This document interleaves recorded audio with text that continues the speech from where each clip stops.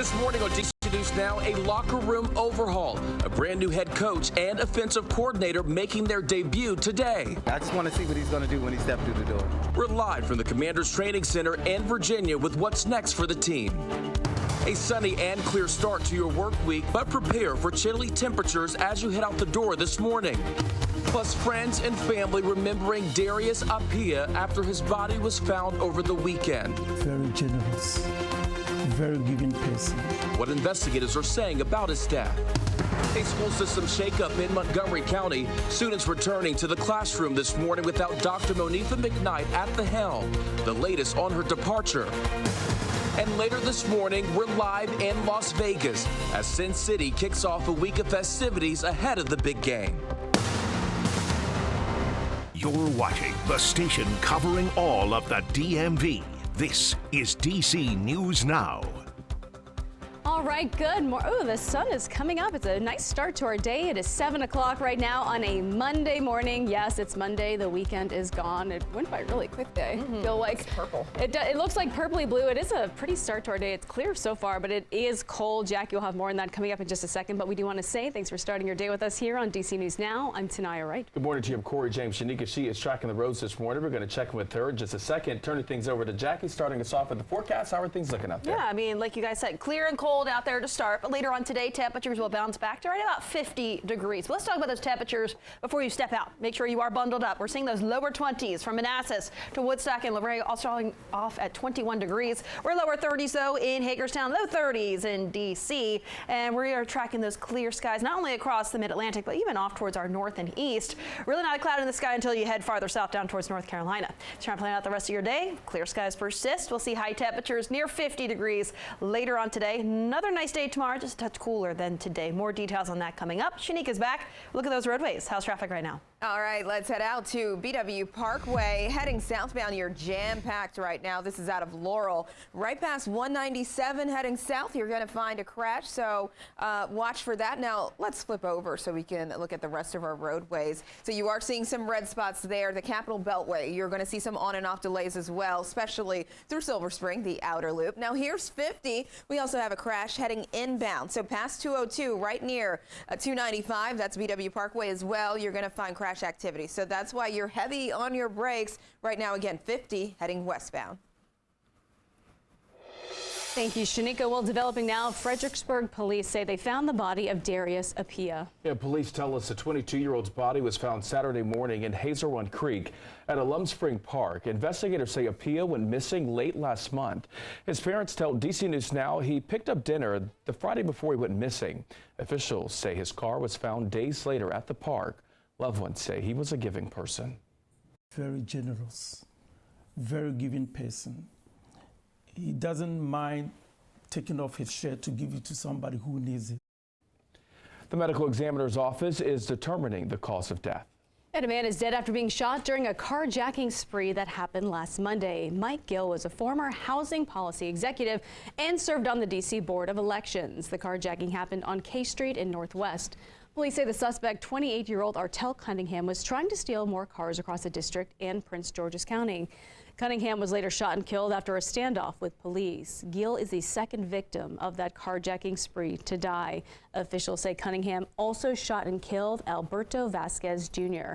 And Gill's wife put out a statement about his death, saying in part, his sudden departure has left a void in our lives that can never be filled. In this time of grief, we are grateful for the outpouring of love and support from family, friends, and the community. Tomorrow, D.C. council members are holding the first vote on the Secure D.C. crime bill. Now, the legislation is a blend of multiple bills to reduce crime in D.C. This includes creating tougher penalties for gun-related crimes and allowing D.C. police to create drug-free zones. Almost every report we receive, it's usually a juvenile wearing a ski mask. We've got to ensure that we pass this legislation for DC Secure, because that's going to give us an additional tool in order to address these crimes. And we need to make sure that there's some accountability to these young people. And according to D.C. police, violent crime increased by nearly 40% from 2022 to 2023. And students in Montgomery County returning to the classroom this morning for the first time after a major shakeup in district leadership. Dr. Monifa McKnight stepped down from her role as superintendent on Friday. In a statement, MCPS said the board and McKnight mutually agreed to separate, but it is not clear why. It comes after a report late last month from the Montgomery County Inspector General detailing how harassment complaints against Principal Joel Beidelman were handled. That report concluded that the district lacks a comprehensive protocol, but says the problem predates McKnight. County Executive Mark Elrich says parents and students deserve answers. I do think the public needs to know who did what. I mean, somebody obviously made a decision. Appreciate that the board said that they have to rebuild trust, but I want to be clear about this. Rebuilding trust is not going to be as simple as replacing the superintendent. McKnight's contract was supposed to be through 2026 with an annual salary of $320,000. The details of the separation agreement have not been made public. The Virginia Board of Education is inviting families to comment on the proposed English standards of learning for the upcoming school year. Now, the English standards of learning outlines the necessary skills and content for students in each grade level. The Board of Education is hosting several in-person and virtual public hearings about the proposal. Now, none of the in-person sessions are in Northern Virginia, but virtual sessions are taking place tomorrow, next Monday, and Friday, along with one on February 22nd. A list of all available sessions, along with the link to register, is on the Virginia Department of Education's website. And a new report from the nation's report card of financial literacy is giving Virginia a perfect score.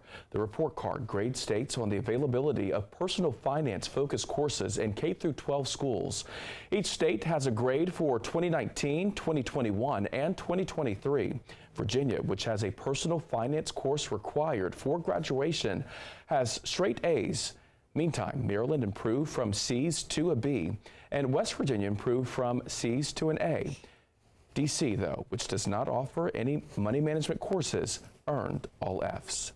And students hoping to apply for D.C. tuition assistance grant are going to have to wait until next month. This is because the U.S. Department of Education is not opening the free application for federal student aid until March. D.C. grant applications will now open March 11th and close September 6th. Happening today, the district is launching a new unemployment insurance benefit system. D.C.'s Department of Employment Services says the new system will streamline the process for both the employers and the employees by using a single online portal. Now, through that portal, you can submit and request documents like 1099 forms, file new claims, access and manage pending claims, and even communicate with the Department of Employment Services workers to help you out with your claim. Users will also now be required to verify their identity. Officials hope this is going to cut down on benefits fraud. And today is the last day Loudoun County taxpayers can send in their supplemental real estate and personal property taxes. Any payments postmarked after today will receive a 10% markup plus interest. After 60 days, late payments will get an additional 15% markup. Now, if you are having trouble paying, you can contact the county collections team at the number right there on your screen. Time right now with 7:07. Some good news for parents this tax season. Last week, the House passed a bipartisan bill giving families a larger refund if they claim the child tax credit. Now, right now, parents can get a break of $2,000 per child and up to $1,600 of that refunded. The bill would slowly raise that refund amount to $2,000 by next year. It would also raise the top line credit to grow at the rate of inflation. In total, that means about 16% of households could see a lower tax bill. Now, the bill still needs to pass through the Senate and be signed by the president. And if you've already filed this year, you may have noticed a smaller refund than normal. That could be because of changes to your income, withholdings, or even big life changes like getting married or having a child. People receiving a Social Security may also have to start paying taxes on that benefit depending on their total combined income. Now, if you end up owing taxes but can't pay, the IRS does have payment options. Experts say to file early, so if you do owe, you'll have some time to pay. The filing deadline is April 15th. Big and exciting changes for the Washington Commanders. A new head coach signing on to lead the team. The Commanders are also bringing in some new assistant coaches. Our Candace Cole joins us now live from Ashburn this morning with more on all of this excitement. Candace, good morning. Good morning. We are standing outside of the Commanders training camp here in Ashburn, where that announcement announcing Dan Quinn as the new head coach for the Commanders is set to take place this afternoon.